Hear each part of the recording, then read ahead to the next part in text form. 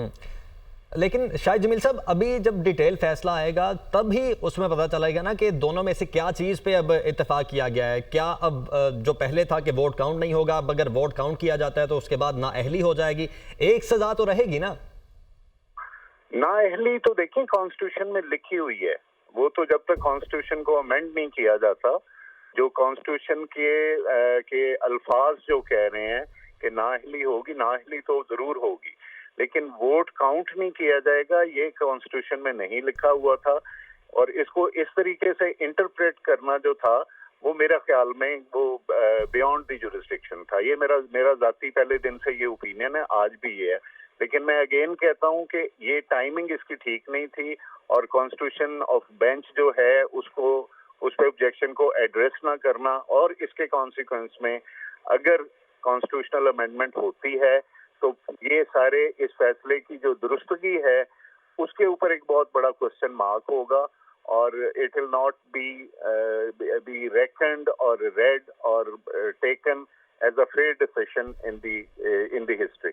सही। एहसन मोहन साहब, जिस तरह से जस्टिस रिटायर्ड शाहिद जमील साहब कह रहे हैं कि क्वेश्चन मार्क उठेगा टाइमिंग के हवाले से, और जो एक दो दूसरे पॉइंट रेज कर रहे हैं, आप इस राय को कैसे देखते हैं? मैं शाहिद जमील साहब को कम से कम ये दाद देता हूं कि उन्होंने ये बात ठीक कर दी कि ये फैसला जो था वो मावराए आइन था, आइन की तशरीह गलत थी। ये उन्होंने बात मान ली। मैं समझता हूँ कि ये बड़ी अच्छी बात है इस मौजूदा पोलराइजेशन के वक्त में ये बात करना। लेकिन सेकंड में उनकी ये बात है उससे इत्तेफाक नहीं करता कि ये टाइमिंग, उनको ये भी पता होना चाहिए हमारे दोस्तों को कि जब ये फैसला दिया गया था उस वक्त भी टाइमिंग ठीक नहीं थी, उस वक्त भी नो कॉन्फिडेंस हो रहा था और वो वोट नहीं गिने गए। That was a politically motivated decision in that sense. और आज अगर ये आया है फैसला किसी भी स्टेज पे, तो कोई पता नहीं गवर्नमेंट के पास होंगे वोट या नहीं होंगे, नोबडी नोज। बात यह है कि हुकूमतें भी कभी कोई अच्छा काम उस वक्त तक नहीं करती जब तक उनका कोई अपना फायदा ना हो, वरना आम शहरी के लिए कब ये सोचते हैं। बाकी रही कॉन्स्टिट्यूशन ऑफ बेंचेस की बात, तो मैं समझता हूं कि यहाँ हमेशा ही कंट्रोवर्शियल बेंच रहे हैं। जिस वक्त बात हुई थी उस वक्त मोहतरम जस्टिस बंदयाल साहब जो हैं वो सिर्फ 3 या 4 दोस्तों के साथ पूरा सुप्रीम कोर्ट चला रहे थे। यहाँ कम से कम चीफ जस्टिस ने सामने बैठ के कहा कि मैंने गुजारिश की है जस्टिस मुनीब अख्तर साहब को कि वो बैठें, मैंने गुजारिश की है जस्टिस मंसूर अली शाह साहब को वो बैठें, लेकिन वो नहीं बैठे। अब किसी को पकड़ के घर से खींच के तो बेंच में नहीं बिठाया जा सकता। इसलिए मैं नहीं समझता कि ये कंट्रोवर्शियल रहेगा। इस फैसला जो है ये बिल्कुल आइन के मुनाफी नहीं है, आइन का आइन के मुताबिक है और पहला रिव्यू होना चाहिए था। अल्लाह ताला आपका नसर। Thank you. शाह साहब, जो एहसन भून साहब बात कर रहे हैं, अगर एक एंगल से देखा जाए बात तो वो भी ठीक है कि जब पहले ये फैसला आया था उस वक्त भी नज़र तो तासुर तो ये आता था कि पॉलिटिकल मोटिवेटेड फैसला है ये, क्योंकि उस वक्त हमजा शहबाज साहब पहली दफ़ा वज़ीर आला बने थे और उनको अपनी वजारत के ओहदे से हाथ धोना पड़े थे इस फैसले के नतीजे में। मैं ये कहूँगा जी, वो जो वेल रिपीटेड फ्रेज है कि two wrongs do not make a right. अगर पहले टाइमिंग गलत थी और गलत फैसला आया था तो उसको गलत टाइमिंग में सही फैसला दे के जस्टिफाई नहीं किया जा सकता।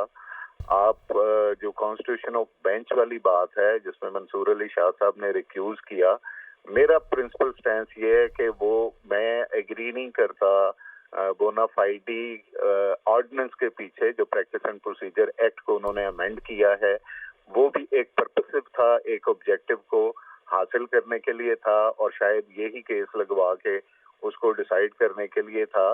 तो उस पे उसको चैलेंज किया हुआ है और वो ऑर्डिनेंस है वो अगर लैप्स हो जाता है या वो ऑर्डिनेंस जो है उसको कलअदम करार दे दिया जाता है तो उसके नीचे इस तरह का बेंच बना के और ये इतनी उजलत में फैसला करना, ये ऑब्जेक्शंस मेरा ख्याल है अगर दूसरी साइड से आए हैं तो ये वैलिड ऑब्जेक्शंस है, इनको एड्रेस करना चाहिए था। इसमें इतनी उजलत करना और बेंचेस को इस तरीके से बनाना। अब मैं कभी भी जस्टिफाई नहीं करूंगा कि बंदयाल साहब ने जिस तरह के बेंच बनाए, और अगर ये एग्रीव थे उस वक्त कुछ जजेस, तो वो ही काम करके वो उन चीजों को रेक्टिफाई नहीं कर सकते। जो प्रिंसिपल्स आपके लॉ के हैं, फेयरनेस के हैं, उनको आपको फॉलो करना चाहिए इन ऑल सर्कमस्टांसेस। अदालत की देवी के आंखों पे जो पट्टी बंधी हुई है, वो पट्टी का मतलब ये नहीं कि वो अंधी है, उसका मतलब ये है कि कानून जो है वो सर्कमस्टांसेस और उसके कॉन्सिक्वेंसेस को इग्नोर करके कानून के मुताबिक फैसला करता है। तो मेरा ख्याल है कि अगर कॉन्स्टिट्यूशन ऑफ बेंच के ऑब्जेक्शंस को कैटर कर लिया जाता और इसमें जल्दी ना की जाती, तो शायद ये बहुत अच्छा फैसला और सेलिब्रेटेड फैसला होता। ठीक है शाहिद साहब, जिस तरह से आपने प्रोसीडिंग्स के हवाले से कहा है और कॉन्सिक्वेंसेस के हवाले से कहा है, तो आपको लग रहा है कि उजरत में फैसला किया गया और इसमें काफी चीजें जो है वो बेहतरी की तरफ जा सकती थी? जी, मैं तो कह चुका हूं कि मुझे लग रहा है कि ये फैसला उजलत में किया गया है, और कॉन्स्टिट्यूशन के ऑब्जेक्शन को जो कि बेंच की तरफ से, बेंच में भी कुछ मेंबर्स की तरफ से आ रहा है और बड़ा वोकली आज उसको जो पीटीआई की तरफ से भी आया है, तो बहरहाल पीटीआई एक जो है स्टेक होल्डर तो इसमें है। तो अगर वो उसको आप एड्रेस नहीं करते और आप आज ही उसका फैसला कर देते हैं, तो इसको उजलत ही कहा जाएगा। मेरा ख्याल है इसको कोई और इस पे ओपिनियन नहीं बनेगी। ठीक, इबादुर रहमान साहब भी हमारे साथ मौजूद हैं। इबादुर रहमान साहब, आप जस्टिस रिटायर्ड शाहिद जमील साहब की बात से इत्तेफाक करते हैं या इस पर कोई अपनी राय रखते हैं? नहीं, मैं जस्टिस शाहिद जमील साहब का एहतराम भी करता हूँ और उनकी राय का भी पूरा एहतराम करता हूँ। और मैं एक आपको दाद देना चाहूंगा कि आपने एहसन भून साहब को लाइन पे ले लिया और इस इशू पे बात कर ली। मैं याद दिलाना चाहता हूँ, उनको तो जरूर याद होगा कि जब वो इलेक्ट हुए थे प्रेसिडेंट के तौर पे, ये review petition supreme court bar की तरफ से फाइल करने से पहले उन्होंने लंदन में बहुत मखसूस मुलाकातें की थी। उन मुलाकातों के बाद वापस आकर ये रिव्यू पिटीशन फाइल की गई थी सुप्रीम कोर्ट बार एसोसिएशन की तरफ से, जो बराह रास्त मुतासरा फ्री नहीं थी इस मामले में। तो इसके मैं गुजारिश जो कर चुका हूँ पहले कि बहुत से पस मंजर है, बहुत से हर सतह पे सवालिया निशान मौजूद है। वो जो फैसला बुनियादी तौर पे हुआ था वो किस तरह आइन के मुताबिक था या नहीं था। अब ऑर्डिनेंस के जरिए जो अदलिया की आजादी को खुला मुतासिर करने की बात है, अदलिया ने अपना तमाम रेगुलेट करने का, अंदरूनी बिजनेस रेगुलेट करने का सारा इख्तियार इंतजामिया के हवाले कर दिया इस ऑर्डिनेंस के जरिए, और उस पर अमल दरअमल करते हुए 1 घंटे के अंदर अंदर वो कमेटी कंस्टिट्यूट कर दी गई और अगले लम्हे के अंदर ये सारे बेंचेस बना दिए गए, और फिर वो ऑर्डिनेंस की अपनी खिलाफ वर्जी करते हुए, वो पूरा क्वारम ना रखते हुए भी वो बेंचेस कंस्टिट्यूट कर दिए गए। आखिर जज मौजूद है सुप्रीम कोर्ट में, वो अपनी राय का इजहार कर रहे हैं। वो कह रहे हैं कि जी ये बेंचेस, मैं बैठना चाहता हूँ, मैं सुनना चाहता हूँ, लेकिन ये बेंचेस कानून के मुताबिक बनने चाहिए, ये नहीं बन रहे।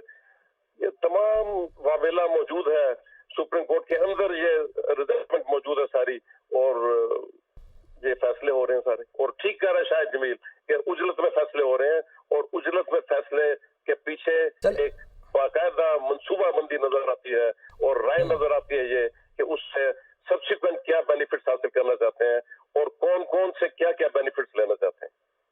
तो इबादुर रहमान साहब, कल को कोई ऐसी सिचुएशन निकल सकती है कि ये जो बेंच बना, जिस बेंच ने ये फैसला दिया, ये बेंच पर ही क्वेश्चन उठा दिया जाता है, और अगर बेंच पर क्वेश्चन उठ जाता है तो फिर ये जो फैसला दिया गया ये भी कलअदम हो जाए। कल को किसी भी एंगल में कोई इस तरह की सिचुएशन पैदा हो सकती है। बेंच पर तो क्वेश्चन बेंच के सामने रेज किया गया। अली जफर क्या रोता पीटता रहा, लेकिन उनको सुनने के लिए तैयार कोई नहीं। अपनी जो कैपेसिटी है, अपनी जो कॉम्पिटेंस है, बेंच में बैठने की जो कॉम्पिटेंस है, उसको क्वेश्चन करने के लिए कोई तैयार ही नहीं है, उस पर सुनने के लिए तैयार ही कोई नहीं। तो शाहिद जमील साहब, अब क्या हल्का फुल्का लफ्ज़ कि मुकम्मल हट धर्मी का सबूत देते हुए ये फैसला दिया गया। ठीक, शाहिद जमील साहब, अब इसका हल क्या है? क्योंकि जब पहली दफा ये फैसला दिया गया तब भी इसी तरह की बातें कुछ जो लॉ एक्सपर्ट्स हैं वो भी कर रहे थे, सियासी हल्के भी कर रहे थे। आज जब ये फैसला आया, आज भी उसी तरह की बातें हो रही हैं। व्हाट नेक्स्ट, और इसका हल क्या है?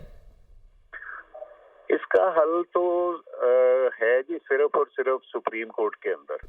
सुप्रीम कोर्ट के सारे जजेस को बैठना चाहिए। जिस तरह की इतलात सुप्रीम कोर्ट के अंदर से आ रही हैं आज किसी ने ये शायद किसी वीलॉग में कहा है कि उसमें जो दो बड़े घड़े बन गए हैं वो they are not into talking terms now.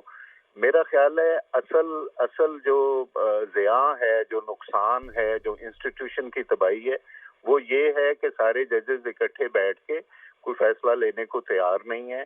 और ये मैंने पहले भी कहा था कि जितने भी केसेस अब लगते हैं आज के बाद, जब मैंने कहा था कि उन सब में फुल कोर्ट को बिठाना चाहिए जिसकी कोई भी कॉन्स्टिट्यूशनल इम्प्लीकेशन है या जिससे किसी भी डिसीशन ये जो कॉन्स्टिट्यूशन पे अमेंडमेंट है उस पे असर पड़ता है।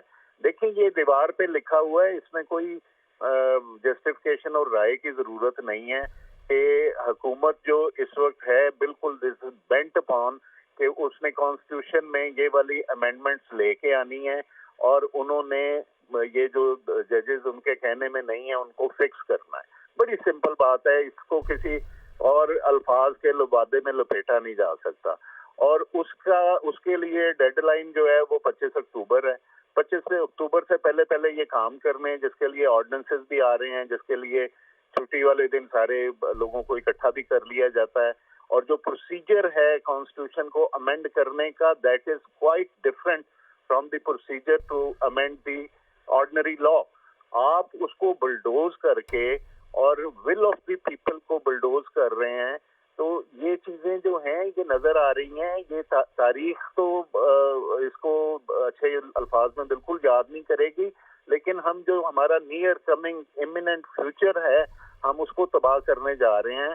आप सिर्फ और सिर्फ इस हुकूमत के बाकी सालों को बचाने के लिए और आप इकोनॉमी के प्रिटेक्स्ट के ऊपर मुल्क के इदारे को तबाह करने जा रहे हैं। ये बात मैं बड़े जोर से कह रहा हूँ और बड़े दुखी दिल से कह रहा हूँ। बिल्कुल ठीक है, हमारे साथ ही रहेगा। हमें ज्वाइन किया है जहांगीर जदून साहब ने, माहिर कानून है। बहुत शुक्रिया आपकी वक्त है जहांगीर जदून साहब। जिस तरह से ये फैसला आया है और कलअदम करार दिया गया है, आप क्या कहेंगे इस फैसले पर?